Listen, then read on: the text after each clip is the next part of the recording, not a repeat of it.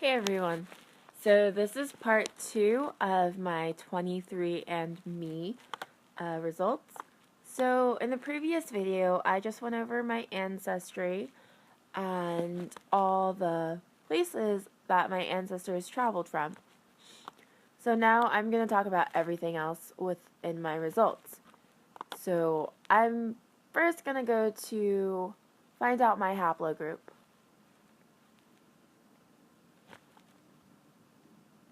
Alright, so haplogroups, my maternal haplogroup is B4A1B. So let's see what that is.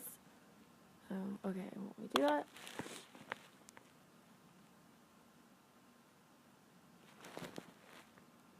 And I hope to find out my paternal haplogroup very soon.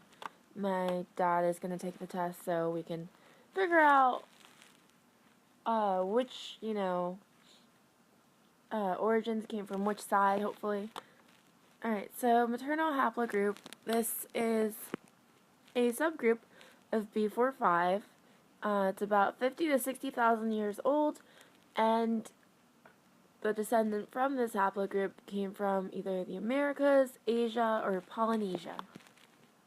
And then we can see down here the map of the migration. So Asia, Polynesia, North America, and South America. And then example populations are Native Americans, Chinese, and Polynesians. Alright, so let's go back to the reports and let's look at Neanderthal ancestry. So apparently I have fewer Neanderthal variants than 97% of customers. I have 147 variants out of, let's see. Okay, I don't know how many variants are, but apparently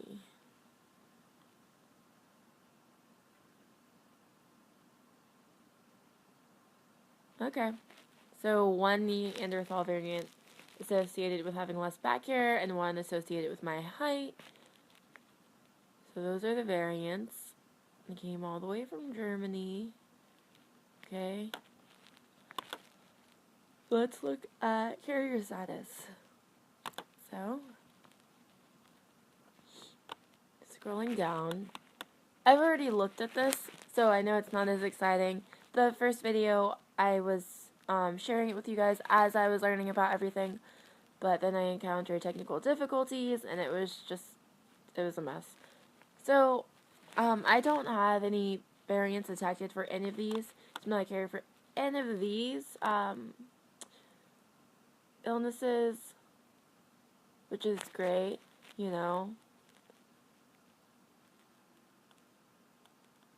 we have about 40 different illnesses that they test for. 41. Let's go to traits. So I'm not going to go over everything in the traits because there's a lot, but it goes over taste and smell, facial features, hair, physical characteristics, physical responses, and skin. So let's go to hair and see what it says. So like in each section it will tell you like something related to, the color of your hair, of your eyes, of your skin. So for the color, mine is I'm most likely to have dark hair because most of the people in my family have dark hair. Texture. So this one says, I am likely to have straight or wavy hair, but to me that makes no sense because I just feel like there is no getting around me having curly hair, considering my genetic background. So it says my likelihood would be 8% to have curly hair, and big curls 6%, small curls 2%, and very tight curls less than 1%. But straight or wavy would be 92%.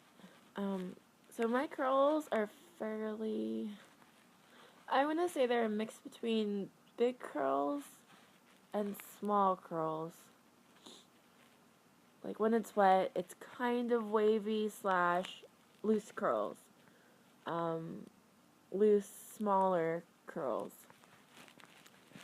And then when it dries up, I would still say it's very, like, kind of small curls, I suppose. Alright, so then it gives you the biology, the evolution, and other factors that come into play, and anything else that might be related.